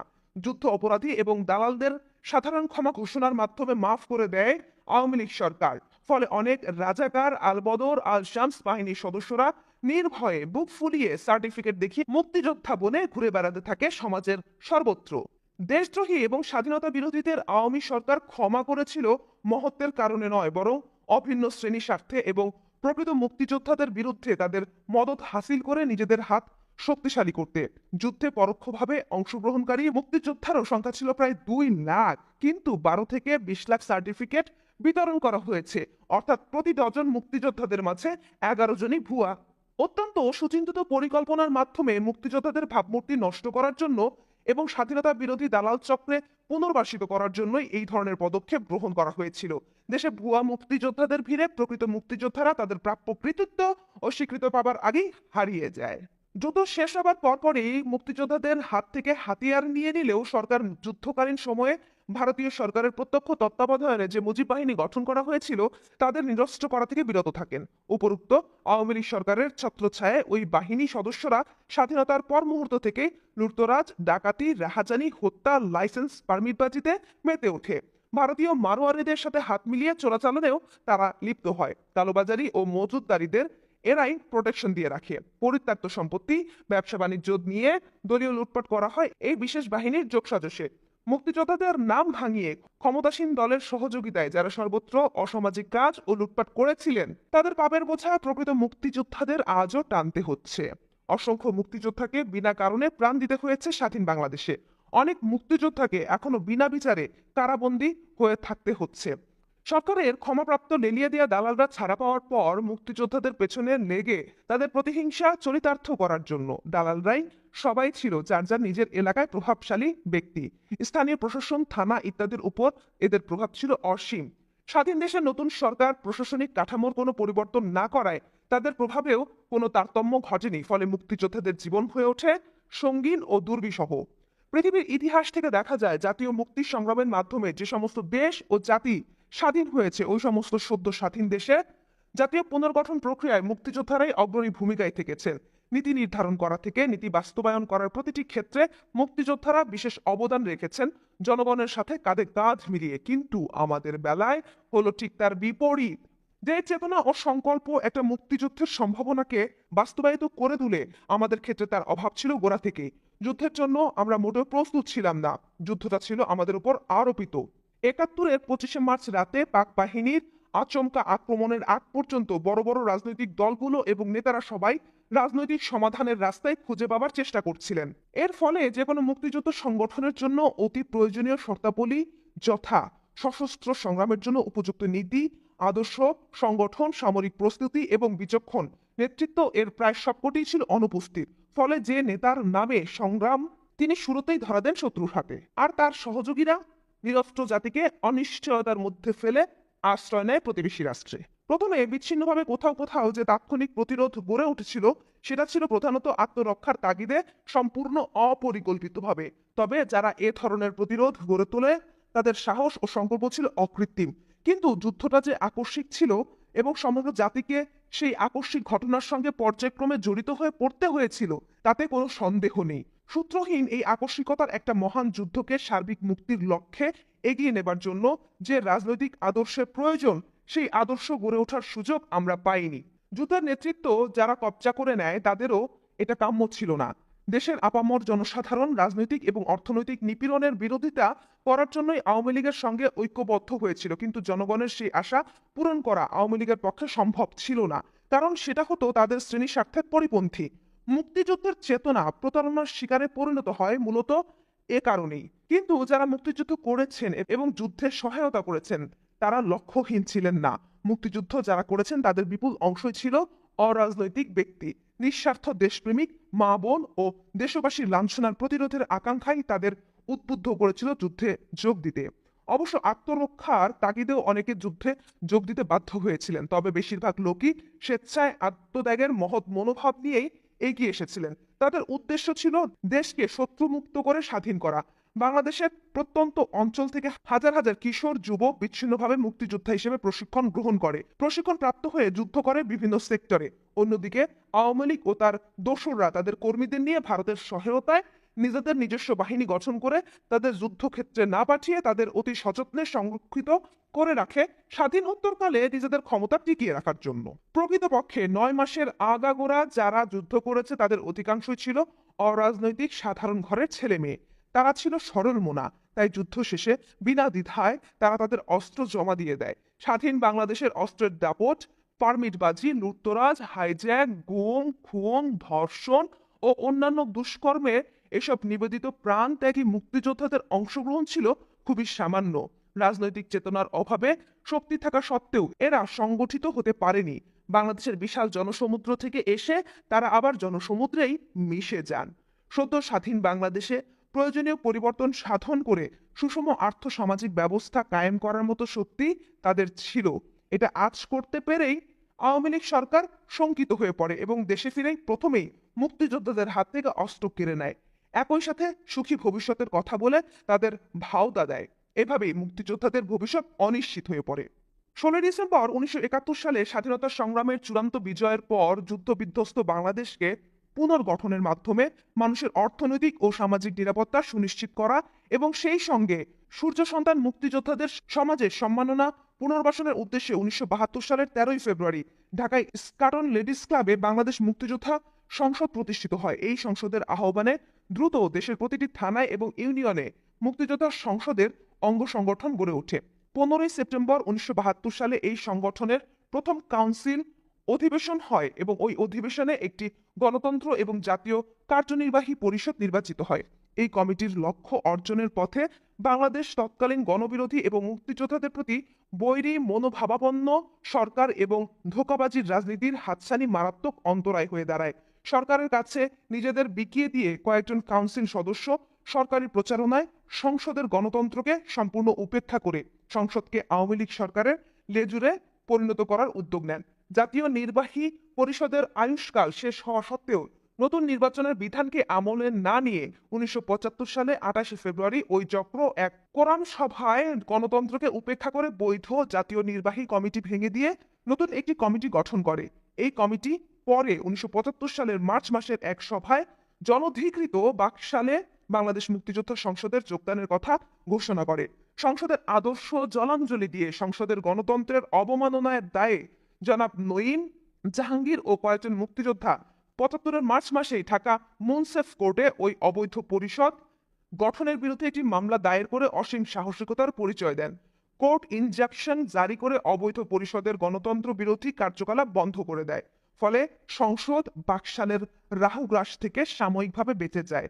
ইনজাকশন জারি করলেও কোর্ট সরকারের রোষ এড়াবার জন্য তাৎক্ষণিকভাবে মামলার রায় প্রদান স্থগিত রাখে।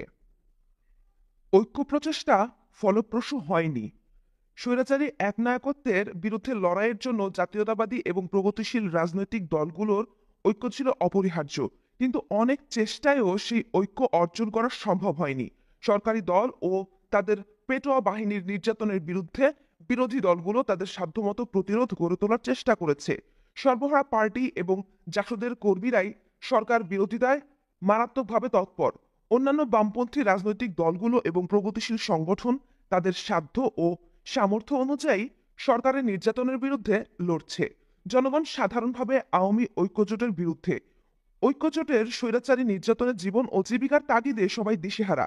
জাসদ, ন্যাশনাল আওয়ামী পার্টি, লেনিনবাদী Communist Party, Sarbahara Party, Jatiya League ইত্যাদি দলগুলো নিয়মতান্ত্রিক পদ্ধতিতে এবং তাদের গোপন সংগঠনগুলোর মাধ্যমে সরকারের বিরুদ্ধে লড়ছে। তাদের মধ্যে সরকার বিরোধিতার ব্যাপারে কয়েকটি বিষয় ঐকমত রয়েছে। জনগণও আজ পিছিয়ে নেই, তারাও আজ আওয়ামী লীগ ও তাদের দোসরদের বিরুদ্ধে সোচ্চার হয়ে উঠেছে। কিন্তু এরপরও কোনো একটি দলের পক্ষেই পর্যাপ্ত পরিমাণের শক্তি এবং প্রভাব বিস্তার করা সম্ভব হচ্ছে না সরকারি নিষ্পেষণের কারণে। ফলে জনগণ কোনো বিশেষ রাজনৈতিক দলের পেছনে দাঁড়াতে ভরসা পাচ্ছে না। তারা এটাও লক্ষ্য করেছে যে বিরোধী দলগুলো মোটামুটিভাবে সরকার বিরোধী একই রকমের বক্তব্য রাখছে, একইভাবে সরকারের বিরোধিতা করছে, কিন্তু তারা ঐক্যবদ্ধভাবে সরকার বিরোধী আন্দোলন গড়ে তোলার চেষ্টা করছে না। দলগুলোর মধ্যে তেমন কোনো মৌলিক পার্থক্য না থাকায় এবং তাদের বক্তব্য এবং মতামতের মধ্যে একটা মৌলিক সাদৃশ্য দেখতে পাওয়ায় তারা চাইছিল সব বিরোধী দল এবং সংগঠনগুলো ঐক্যবদ্ধ হোক। এ ব্যাপারে কিছু নির্দলীয় রাজনৈতিকভাবে সচেতন দলীয় দেশপ্রেমিক ব্যক্তি নিজেরা উদ্যোগ নিয়েছিল ওই ধরনের একটা ঐক্য প্রচেষ্টার। লেখকেরও এই ব্যাপারে সক্রিয় ভূমিকা ছিল।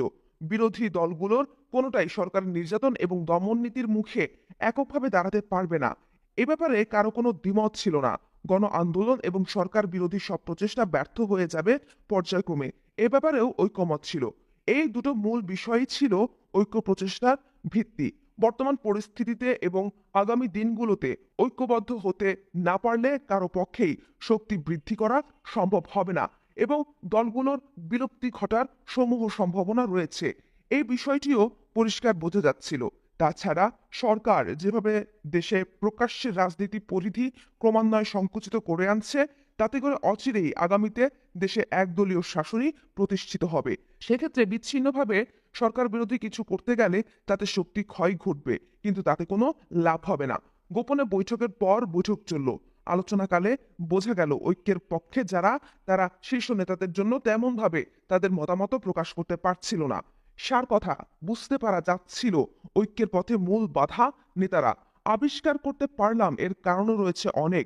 নেতৃত্বের কোন্দল, অতীতের তিক্ততা, অবিশ্বাস, নেতাদের বিভিন্ন দুর্বলতা এবং নীতিগত ভুলের জন্য অতীতের ব্যর্থতা, এসব জটিল সমস্যাগুলোর ঊর্ধ্বে ওঠার মতো মানসিকতা নেতাদের মাঝে নেই। তার উপর ঐক্যের ব্যাপারে সবচেয়ে বড় সমস্যা দেখা দিল ঐক্য প্রতিষ্ঠিত হলে নেতৃত্বের কোনো পদে কে থাকবেন সেই প্রশ্নটি। নেতাদের সবাই যার যার হাতে ৩.৫ হাত, সবাই নিজেকে সবচেয়ে উপযুক্ত বলে মনে করছেন। এই ধরনের মনোভাব এবং পরিস্থিতিতে কোনো ঐক্য গড়ে তোলা অসম্ভবই নয়, অবাস্তবও বটে। তাই আমরা সেই উদ্যোগ থেকে সরে দাঁড়াবো ভেবেছিলাম এক সময়, কিন্তু পরে সিদ্ধান্ত হলো ভেঙে পড়লে চলবে না, ধৈর্য ধরে চেষ্টা চালিয়ে যেতে হবে। সব নেতাদের মধ্যে পারস্পরিক বিভেদ থাকলেও তাদের প্রত্যেকেই আমাদের আন্তরিকতার তারিফ করেছিল। পরিশেষে আমাদের সব প্রচেষ্টাই ব্যর্থ হয়ে গেল। ইতিমধ্যে একদিন কর্নেল আকবর এসে বললেন যে এদের নিয়ে কোনো ঐক্য গড়ে তোলা কিছুতেই সম্ভব নয় বলেই তিনি গাজী জাফর মেনন এবং রণর সিদ্ধান্ত নিয়েছেন একটি নতুন রাজনৈতিক দল গঠন করার। এই দলে আমাকে একজন ভাইস প্রেসিডেন্ট হিসেবে যোগদানের প্রস্তাব দিলেন তিনি। জবাবে আমি বলেছিলাম, এত তাড়াতাড়ি হতাশ হলে তো চলবে না, ঐক্য প্রচেষ্টা চালিয়ে যেতে হবে। যেখানে পুরনো দলগুলো ঐক্যবদ্ধ হতে না পারলে তাদের অস্তিত্বই বজায় রাখতে পারবে না বলে মনে করা হচ্ছে, সেখানে আরও একটি নতুন দল করে লাভটা কি হবে? এরপরও আপনারা দল করতে চান, ভালো কথা। তবে আমার জন্য এই মুহূর্তে নির্দলীয় থাকাটাই উচিত হবে বলে মনে করি। আপনাদের দলে যোগ না দিলেও সময় মতো আমরা সবাই একত্রিত হব কোনো বৃহত্তর স্বার্থে। সেই বিষয়ে কোনো সন্দেহ নেই। এর অল্প কয়েকদিন পরেই ইউনাইটেড পিপলস পার্টি ইউপিপি আত্মপ্রকাশ করে। কর্নেল আকবর সেই পার্টিতে ভাইস প্রেসিডেন্ট হিসেবে যোগদান করেন। এরপরও আমাদের যোগাযোগ অবিচ্ছিন্ন থাকে। সোনার মুকুট মাথায় দিয়ে বিয়ে হলো শেখ ভ্রাতৃদ্বয়ের। যখন হাজার হাজার মানুষ না খেয়ে মরছে, তখন শেখ কামাল এবং শেখ জামালের বিয়ে হলো সোনার মুকুট মাথায় দিয়ে। 1974 সালের দুর্ভিক্ষের পর একদিন শেখ কামাল এবং শেখ রিহানা সত্যি এলো আমাদের মালিবাগের বাসায় বিয়ের নিমন্ত্রণ জানাতে। দুই ভাইয়ের একই সাথে বিয়ে। শেখ জামাল ইতিমধ্যে যুগোস্লোভিয়ায় গিয়েছিল সামরিক প্রশিক্ষণ নিতে, কিন্তু ওখানকার পরিবেশ ভালো না লাগায় পরে কিছুদিন সেন্ট হার্টসে প্রশিক্ষণ নিয়ে দেশে ফিরে কমিশন অফিসার হিসেবে যোগ নিয়েছে জেনারেল শফিউল্লাহর নিজস্ব ইউনিট দ্বিতীয় ইস্ট বেঙ্গল রেজিমেন্টে। কিছুটা নিয়ম বহির্ভূত ভাবেই বিয়ে হয়েছিল নতুন গণভবনে। বিশাল আয়োজন, অগণিত অতিথির ভিড়, মনে হচ্ছিল পুরো ঢাকা শহরটাই এসে উপস্থিত হয়েছে বিয়েতে। বর্ণাঢ্য জাঁকজমক পরিবেশে বিয়ের আয়োজন করা হয়েছে। বিয়ের মণ্ডপে কামাল জামাল দুই ভাই সোনার মুকুট মাথায় দিয়ে বর সেজে বসেছিল। বিয়ের পরদিন প্রায় সবগুলো দৈনিক পত্রিকায় বড় করে ছাপানো হলো প্রধানমন্ত্রীর দুই ছেলের সোনার মুকুট মাথায় পরে বিয়ের খবর। একই পাতায় ছাপানো হয়েছিল দুর্ভিক্ষ পীড়িত, অনাহার ক্লিষ্ট, হাড্ডিসার মুমূর্ষু মানুষ নামে কঙ্কালের ছবি এবং দুর্ভিক্ষের খবর। 1972 সালে কোনো এক বিয়ের অনুষ্ঠানে প্রধানমন্ত্রী শেখ মুজিবুর রহমান ইচ্ছা প্রকাশ করেছিলেন, কবে যে বাংলাদেশের মেয়েরা স্বর্ণ অলংকার বাদ দিয়ে বেলি ফুলের মালা পরে বিয়ে করবে। তার এই খায়েশটাও বেশ ফলাও করে বেরিয়েছিল খবরের কাগজগুলোতে। কিন্তু রাজনীতিবিদদের কথা আর কাজের মধ্যে কত তফাৎ। বিয়ের ব্যাপারটা হয়তো বা ছোট, কিন্তু এই বিষয়টি বেশ আলোচিত হয়েছিল সব মহলেই। সিরাজ শিকদারের জন্য ফাঁদ পাতা হয়েছিল। ঢাকার তদানীন্তন পুলিশ সুপার মাহবুব সরল বিশ্বাসে বন্ধু হিসেবে আমাকে হুঁশিয়ার করে দিয়েছিল এবং বলেছিল সিরাজ শিকদার খুব শীঘ্রই ধরা পড়বে। 1974 সালের শেষের দিকে আমার ছোট ভাই স্বপনের বিয়ে ঠিক হলো আমারই ফুফাতো বোন গ্রুপ ক্যাপ্টেন কামাল উদ্দিনের কন্যা মুন্নির সাথে। এয়ারফোর্স ম্যাসে রিসিপশনের ব্যবস্থা করা হয়েছিল। সেখানেই এসপি মাহবুব এক ফাঁকে আমাকে একটু আড়ালে ডেকে নিয়ে কথা বলল। ডালিম, বন্ধু হিসেবে একটা কথা বলছি, কিছু মনে করিস না। ওর কথার ধরন দেখে বললাম, ভনিতা ছেড়ে আসল ব্যাপারটা কি বলে ফেলতো। দেখ, আমি চাই না তোর কোনো বিপদ হোক। বন্ধু হিসেবে তোকে সাবধান হতে অনুরোধ করছি। Please be careful. কিছুদিনের মধ্যে সিরাজ শিকদার ধরা পড়বে। This is certain, but do not care about it. What is bothering me is that during interrogation of one of his close associate, your name has also come up. তার এক close কমরেডের নোটবুকে তোর নাম পাওয়া গেছে। কারণ নোটবুকে আমার নাম পাওয়া গেলে আমি কি করতে পারি, প্রশ্ন করলাম আমি। Well, you are mature enough. আমি বলছি, please be very very careful about your movements and be conscious about the people you meet.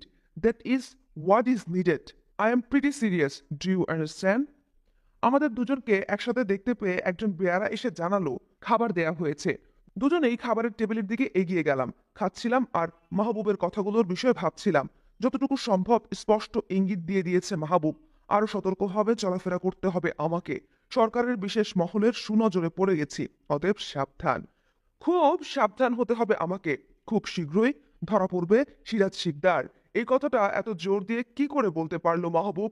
তবে সরকার নিশ্চয়ই কোনো ফাঁদ পেতেছে, যেই ফাঁদ বুঝতে না পেরে সিরাজ শিকদার ধরা পড়বে। নিশ্চয়ই তাই। তা না হলে মাহবুবের মতো লোক এত দৃঢ়তার সাথে কথাটা বলতো না। সংবাদটা যত তাড়াতাড়ি সম্ভব সংশ্লিষ্ট মহলে পৌঁছে দিতে হবে। সাবধানের মার নেই। পরের দিনই খবরটা জায়গা মতো পৌঁছে দিয়ে সাবধান করে দেয়া হয়েছিল। জবাব পাওয়া গিয়েছিল তেমন কোনো আশঙ্কার কারণ নেই। মতিঝিল বাণিজ্যিক এলাকায় টয়েনবি সার্কুলার রোডের উপর আমাদের SANS ইন্টারন্যাশনাল এর অফিস। ব্যবসা সংক্রান্ত বিষয়ে নিত্য নানা ধরনের লোক আসা যাওয়া করছে। বিভিন্ন ধরনের লোকজন আসতো আমাদের অফিসে। বিভিন্ন রাজনৈতিক দলের নেতাকর্মীও আসতো জনতার স্রোতে মিশে। সেই অবস্থায় কোনো রাজনৈতিক ব্যক্তির নোটবুকে আমার নাম পাওয়াটা বিচিত্র কিছু নয়, কিন্তু যেটা ভাবনার বিষয় সেটা হলো সর্বহারা পার্টির গুরুত্বপূর্ণ এক ব্যক্তির নোটবুকে আমার নাম পাওয়া গেছে। সেটাই আশঙ্কার বিষয়। অন্যান্য রাজনৈতিক দলগুলোর সাথেও আমার যোগাযোগ রয়েছে সেই বিষয়ে, কিন্তু মাহবুব কিছুই বলল না। তবে কি বুঝে নিতে হবে সর্বহারা দলের সদস্যদের সাথে আমিও সরকারের প্রায়োরিটি টার্গেটে পরিণত হয়েছি? বিষয়টি নিয়ে আমাদের মধ্যে আলোচনা হলো। সবাই মত প্রকাশ করলো মাহবুবের ইঙ্গিতকে হালকাভাবে দেখা ঠিক হবে না। উপযুক্ত নিরাপত্তার সাথে আমাকে চলাফেরা করতে হবে, তবে জীবনের স্বাভাবিকতাও বজিয়ে রাখতে হবে। যে কোনো অস্বাভাবিক আচরণ সরকারি মহলকে আরও সন্দিহান করে তুলবে। চাকরিচ্যুত হওয়ার পরও জনাব তাজউদ্দিন আমাদের সাথে যোগাযোগ রাখার ইচ্ছা প্রকাশ করেন। যদিও তাজউদ্দিন আহমেদের নীতিসমূহ আমরা যুদ্ধকালীন সময় সমর্থন করিনি, তবুও তার কিছু ব্যক্তিগত গুণাবলীর জন্য আমরা তাকে সম্মান করতাম। তার চাকরিচ্যুতির খবর জানামাত্র আমি সেদিন সন্ধ্যায় তার সরকারি বাসভবনে দেখা করতে চাই। তিনি বাড়ি ছেড়ে দেবার জন্য গোছগাছ করছিলেন। বাড়ির লনে বসে আলাপ হলো। আলাপ শেষে বেরিয়ে আসছিলাম, ঠিক তখন তিনি হঠাৎ করে জানতে চাইলেন ভবিষ্যতে যোগাযোগ করার ইচ্ছা প্রকাশ করলে আমি তার সাথে দেখা করব কিনা। জবাবে বলেছিলাম আমার তরফ থেকে কোনো বাধা নেই। ঠিক হলো যোগাযোগ হবে গোপনে। একদিন অফিসে বসে আছি, হঠাৎ আমার চাচা শ্বশুর জনাব সিরাজুল ইসলাম চৌধুরী, প্রখ্যাত বুদ্ধিজীবী, লেখক, সাংবাদিক এবং পাকিস্তান আমলে দৈনিক পাকিস্তান, বর্তমানে বাংলাদেশ ট্যুরের মালিক, এসে হাজির। অপ্রত্যাশিতভাবে তাকে দেখে সসম্ভ্রমে উঠে দাঁড়িয়ে তাকে বসতে দিয়ে জিজ্ঞাসা করলাম, কাকু, আপনি হঠাৎ কি মনে করে? খবর দিলেই তো পারতেন, আমি নিজে গিয়ে দেখা করে আসতাম। বিশেষ প্রয়োজনে এসেছি। তাজউদ্দিন তোমার সাথে জরুরিভাবে দেখা করতে চায়। সম্পর্কে কাকু এবং তাজউদ্দিন সাহেব ভাইরা ভাই। কোথায় জানতে চাইলাম। তাঁতীবাজারে। লাঞ্চের পর আগামীকাল আমি আর নূর আসবো। তিনি চলে গেলেন। পরদিন সময় মতো গিয়ে পৌঁছাতে দেখি জনাব তাজউদ্দিন অপেক্ষা করছেন। আমরা দুজনই তার বিশেষ পরিচিত। দোতলার একটি নিভৃত কক্ষে আমাদের বৈঠক শুরু হলো। কুশলাদি বিনিময়ের পর দেশের অবস্থা সম্পর্কে কি মনে করছেন প্রশ্ন করলেন তিনি। যে দেশ বানিয়েছেন তার সম্পর্কে ভাবনার কি কোনো অন্ত আছে? দেশ তো আপনারাই স্বাধীন করেছেন। তাই কি? আমরা তো এভাবে দেশ স্বাধীন করতে চাইনি। সেটা আপনার চেয়ে বেশি আর কারো জানার কথা নয়। চুপ করেছিলেন তিনি। আমি বললাম, তাজউদ্দিন সাহেব, একাত্তরের আমাদের যুক্তিগুলোর সত্যতাই কি ক্রমান্বয়ে এই বাংলাদেশে সত্যে পরিণত হচ্ছে না? যাক, অতীত নিয়ে আলোচনা না করে বলেন কেন ডেকে পাঠিয়েছেন? সরাসরি প্রশ্ন করলাম তাকে। দেশটাকে বাঁচাতে হবে। অবশ্যই, তবে কি করে? জনগণের মুক্তি আনা সম্ভব সমাজতন্ত্রের মাধ্যমেই। এই বিষয়ে বিতর্ক রয়েছে।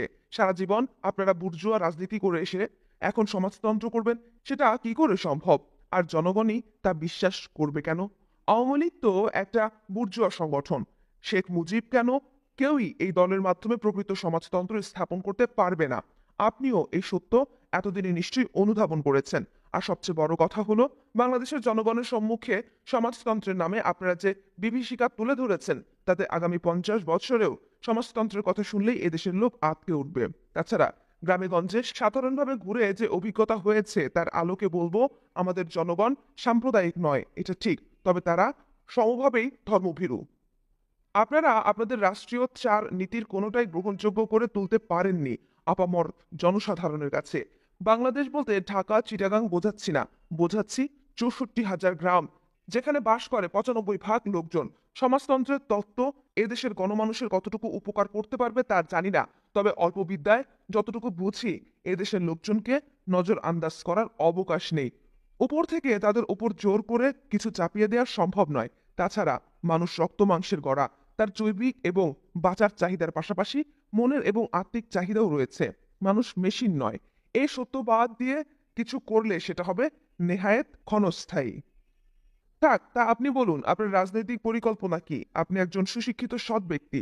আপনার রাজনৈতিক দর্শনের সাথে একমত না হলেও এতটুকু আস্থা রাখতে পারেন, আমরা আপনাকে একজন ভালো মানুষ বলেই মনে করি। আর একটা কথা আপনাকে স্পষ্ট করে বলতে চাই, বাংলাদেশের স্বাধীনতা সংগ্রামে ভারত আমাদের জন্য যদি কিছু করে থাকে তবে সেটা তার স্বার্থেই সে করেছে। তবুও আমরা তাকে কৃতজ্ঞতা জানাবো জাতি হিসেবে। কিন্তু ভারত এবং সোভিয়েত ইউনিয়ন কি করে আমাদের সহায়ক শক্তি হতে পারে? সেটা তো তাদের নিজস্ব স্বার্থের পরিপন্থী। এদের প্রতি আপনি দুর্বল, কথা সবাই জানে। এ ব্যাপারে আপনার কাছ থেকে আপনার অভিমত আমরা জানতে চাই। আর সমাজতন্ত্রের দর্শন অনুযায়ী এটা কায়েম করা যায় শুধুমাত্র সর্বহারা দলের নেতৃত্বে। আপনার দল কোনটি সেটাও আমাদের জানা দরকার। গম্ভীরভাবে আমার বক্তব্য শুনে যাচ্ছিলেন জনাব তাজউদ্দিন। রাজনীতি নিয়ে এটাই ছিল আমাদের প্রথম বিশদ আলোচনা। রাজনৈতিকভাবে আপনারা সবাই কি এতটা সচেতন?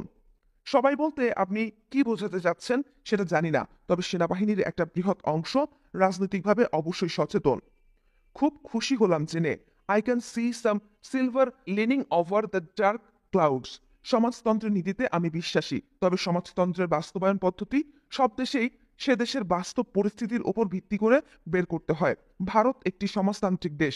তাদের দেশের অর্থনীতিতে সমাজতন্ত্রের যে প্রভাব রয়েছে সেটা অবশ্যই সোভিয়েত মডেলের নয়। গণতান্ত্রিক নীতিতে বিশ্বাসী দেশ ভারত নীতিগতভাবে আমাদের জাতীয় মুক্তির সংগ্রামে সাহায্য করেছে এবং সোভিয়েত ইউনিয়নের বেলায়ও এই কথাই বলা চলে। সারা পৃথিবীর বিভিন্ন দেশের মুক্তি সংগ্রামকে এগিয়ে নিয়ে যেতে সোভিয়েত ইউনিয়ন সব রকম সাহায্য করে চলেছে। রুশ বিরোধিতার মূলে কাজ করছে সাম্প্রদায়িকতা ও সাম্রাজ্যবাদী শক্তি। তাদের এই চক্রান্ত কি দেশের জন্য মঙ্গল বয়ে আনবে? দেখেন স্যার, আমি সে সমস্ত মানুষের মনোভাব আপনাকে জানিয়েছি যারা সাম্প্রদায়িক সাম্রাজ্যবাদী শক্তি এই দুটো শব্দ ঠিকমতো উচ্চারণও করতে পারে না, বোঝা তো দূরের কথা। এ সমস্ত আলোচনা তো শহুরে তথাকথিত বুদ্ধিজীবী সমাজের মাঝেই সীমিত। তারা জনগণের 1 কিংবা 2%ও নন। আমরা মনে করি ভারত প্রকৃত অর্থে গণতান্ত্রিক দেশ নয়। গণতন্ত্রের নামাবলী গায়ে চড়িয়ে সেখানে গত 25 বছর ধরে চলছে এক পার্টির তথা এক পরিবারের শাসন। শ্রীমতী ইন্দিরা গান্ধী অখণ্ড ভারত নীতির বাস্তবায়নের জন্য পাকিস্তানকে দ্বিখণ্ডিত করার পূর্ণ সুযোগ গ্রহণ করেছিল। অনেকেই তাকে সমর্থন করেছেন, কিন্তু আজ কিছুতেই বাংলাদেশ স্বাধীন স্বনির্ভর দেশ হিসেবে ভাইভাল হয়ে উঠুক সেটা ভারতের কেন্দ্রীয় সরকার কোনো মতেই সমর্থন করতে পারে না। পরিবর্তে তারা চেষ্টা করবে আমাদের অর্থনীতিকে ভারতের অর্থনীতির সাথে আষ্টেপৃষ্ঠে জড়িয়ে আমাদের উপর তাদের রাজনৈতিক নিয়ন্ত্রণ নিশ্চিত করতে। মানে আমাদের অবস্থা হতে হবে ভুটান বা সিকিমের মতো। এতে করে ভারতের অভ্যন্তরে কেন্দ্রীয় শোষণের বিরুদ্ধে বিভিন্ন অঞ্চলে যে সমস্ত জাতীয়তাবাদী আন্দোলনের অঙ্গার আজ জ্বলে উঠেছে তাদের চোখে আঙ্গুল দিয়ে দেখিয়ে দেয়া যাবে যে স্বাধীন সত্তা হিসেবে ভারত থেকে বিচ্ছিন্ন হয়ে উপমহাদেশের কোনো জাতির পক্ষেই আজ স্বতন্ত্রভাবে বেঁচে থাকা সম্ভবপর নয়। ভারতের অজ্ঞাধীন হয়েই বেঁচে থাকতে হবে আমাদের। বাংলাদেশকে সব ব্যাপারে তাদের উপর নির্ভরশীল করে তুলতে পারলে ওই সমস্ত জাতীয়তাবাদী আন্দোলনে ভাটা পড়বে। আর আমরা যদি স্বয়ংসম্পূর্ণ জাতি হিসেবে মাথা উঁচু করে বিশ্বের বুকে দাঁড়াতে সক্ষম হই, তবে সেই সমস্ত জাতীয়তাবাদী সংগ্রামের অঙ্গার দাবানলে পরিণত হয়ে ভারতকে টুকরা টুকরা করে ফেলবে অল্প সময়ের মধ্যেই। অখণ্ড ভারতের স্বপ্ন কর্পূরের মতো উড়ে যাবে, যেখানে বিভিন্ন অঞ্চলগুলো আজ ভারতীয় কেন্দ্রীয় দুঃশাসনের নিষ্পেষণে জর্জরিত, সেখানে তাদের অঙ্গরাজ্যে পরিণত হলে আমাদের অবস্থার কি হবে? বরং অধুনাকালে ঔপনিবেশিক শক্তি দ্বারা তৈরি আজকের ভারত যদি সনাতন রূপ পরিগ্রহ করে তবেই আমাদের লাভ।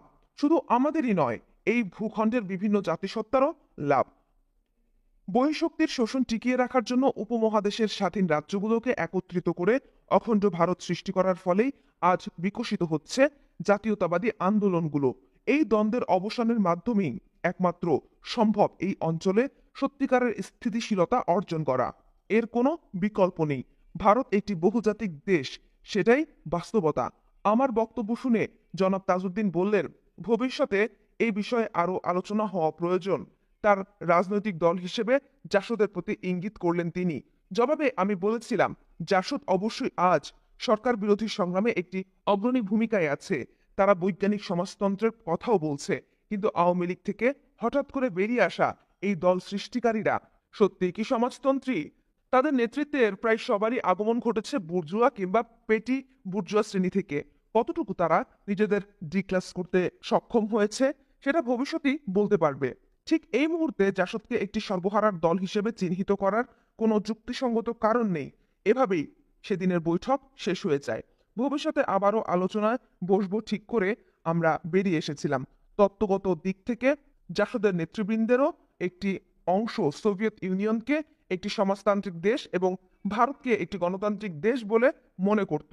তাদের ধারণা অনেকটা জনাব তাজউদ্দিনের মতোই, মানে রুশ এবং ভারত বাংলাদেশের গণমুক্তি এবং সমাজতন্ত্র প্রতিষ্ঠার ক্ষেত্রে সহায়ক শক্তি। কিন্তু জাসদের সাধারণ সদস্যদের বৃহৎ অংশই ছিলেন ভারত বিরোধী। পরবর্তীকালে জাসদের অবক্ষয়ের জন্য অন্যান্য কারণের সাথে এই দ্বন্দ্বটিকেও একটি প্রধান কারণ বলে চিহ্নিত করা চলে। নেতৃবৃন্দের মধ্যেও ভারত নীতি নিয়ে দ্বিমত ছিল, সেটাও আমরা জানতাম। সেদিন জাসদের সাথে জনাব তাজউদ্দিনের সম্পর্কের কথা জেনে আমাদের মনে একটি প্রশ্ন বিশেষভাবে দেখা দেয়, তবে কি জাসদ সত্যি ভারতের বি টিম? তাই যদি না হবে তবে কোন যুক্তিতে জাসদ জনাব তাজউদ্দিনের নেতৃত্ব মেনে নেবে? এই প্রশ্নের জবাব খুঁজে পেতে হবে। নারায়ণগঞ্জে কর্নেল তাহেরের ওখানে গিয়ে উপস্থিত হলাম একদিন। তার সাথে বিভিন্ন বিষয় নিয়ে আলাপ করার ফাঁকে জেনে নেবার চেষ্টা করলাম জনাব তাজউদ্দিনের সাথে জাসদের সম্পর্ক কি। তিনি ব্যক্তিগতভাবে জানালেন যে জনাব তাজউদ্দিনের সাথে জাসদের কোনো সম্পর্ক নেই। এতে ঘটনা আরো ঘোলাটে হয়ে উঠল। হয়তো কর্নেল তাহের এ সম্পর্কে কিছুই জানেন না, কিংবা জাসদের হাইকমান্ডের সাথে কোনো গোপন বিশেষ মাধ্যমের সাহায্যে জনাব তাজউদ্দিন যোগাযোগ রক্ষা করে চলেছেন, যা জাসদ নেতৃবর্গের অনেকের কাছেই থেকেই গোপন রাখা হয়েছে। আমাদেরই আর একজন জনাব শাহজাহানও একই জবাব দিয়েছিল, জাসদের সাথে জনাব তাজউদ্দিনের পার্টিগত কোনো সম্পর্ক নেই। কয়েকদিন পর জনাব তাজউদ্দিনের সাথে আমাদের দ্বিতীয় বৈঠক হয়। সেই বৈঠকে ভারত বাংলাদেশ সম্পর্ক নিয়ে আলোচনা হয়। আমি গত বৈঠকের জের টেনে বললাম, বাংলাদেশের 3টি জিনিস ভারত কখনো মেনে নিতে পারবে না। 1, বাংলাদেশে স্বাধীন অর্থনীতি গড়ে উঠুক। 2, বাংলাদেশে একটি ইসলাম শাসন ব্যবস্থা কায়েম হোক। 3, পূর্ব ও পশ্চিম বাংলা এক হয়ে একটি ভিন্ন রাষ্ট্রের সৃষ্টি হোক। এ ব্যাপারে তার মতামত জানতে চাইলে জনাব তাজউদ্দিন বলেন, ভারত উপমহাদেশ তুলনামূলকভাবে একটা পরাশক্তি। এই সত্যকে পরিহার করলে বাংলাদেশের অস্তিত্বই বিপন্ন হবে। আমাদের বেঁচে থাকার জন্যই ভারতের সাথে একটা সৌহার্দ্যমূলক সম্পর্ক বজিয়ে চলতে হবে। উদাহরণস্বরূপ তিনি নেপালকে তুলে ধরেছিলেন। তিনি বলেছিলেন, নেপালের সাথে অর্থনৈতিক ক্ষেত্রে ভারতের সম্পর্ক অত্যন্ত গভীর। বহুলাংশে নেপাল অর্থনৈতিক বিষয়ে ভারতের ওপর নির্ভরশীল। তাই বলে নেপালের স্বাধীনতা ও সার্বভৌমত্বের উপর তো ভারত হস্তক্ষেপ করেনি। জবাবে আমি বলেছিলাম, নেপাল একটি হিন্দু রাষ্ট্র। আমার জানা মতে নেপালের অভ্যন্তরীণ রাজনীতিতে ভারতের প্রভাব অত্যন্ত প্রচণ্ড। কিন্তু নেপাল ও বাংলাদেশ কি এক? বাংলাদেশ 10 কোটি মুসলমানের দেশ। এটাও তো একটা বাস্তব সত্য। এ জাতি সশস্ত্র সংগ্রাম করেছে পাকিস্তানের শোষকদের নিয়ন্ত্রণ থেকে বেরিয়ে এসে স্বাধীনতা লাভ করার জন্য, দিল্লির নিয়ন্ত্রণ মেনে নেয়ার জন্য নয়। অস্তিত্ব হবে সম্পূর্ণ এবং প্রকৃত অর্থে স্বাধীন স্বকীয়তায়। সেটাই এদেশের জনগণের আশা ও অঙ্গীকার। জনগণের এই চেতনাকে সাংগঠনিক রূপ দিতে পারলে ভারত যত বড় শক্তিধর হোক না কেন আমাদের সিকিম বানাতে পারবে কি? 10 কোটি লোককে জাতীয়তাবাদী চেতনায় উদ্বুদ্ধ করে তুলে তাদের সংগঠিত করে যে কোনো বহিঃশক্তি আগ্রাসনের বিরুদ্ধে বাংলাদেশকে একটি দুর্ভেদ্য দুর্গে পরিণত করে গড়ে তোলা অবশ্যই সম্ভব, এবং সে চেষ্টাই কি করা উচিত নয় প্রতিটি দেশপ্রেমিক সচেতন নাগরিকের? এর জবাবে জনাব তাজউদ্দিন সাহেব কিছু বলেননি। তার সাথে দুদিনের আলোচনায় একটা জিনিস পরিষ্কার বোঝা গেল, ভারত সম্পর্কে তার একটা বিশেষ দুর্বলতা কিংবা বাধ্যবাধকতা রয়েছে, যার বাইরে তিনি যেতে পারছেন না। এই দুর্বলতা কিংবা বাধ্যবাধকতা সম্পর্কে তিনি কখনোই আমাদের কিছু বলেননি। পরবর্তী বৈঠকগুলোতে আমরাও তাকে আর বিব্রত করিনি ভারত সম্পর্ক উত্থাপন করে।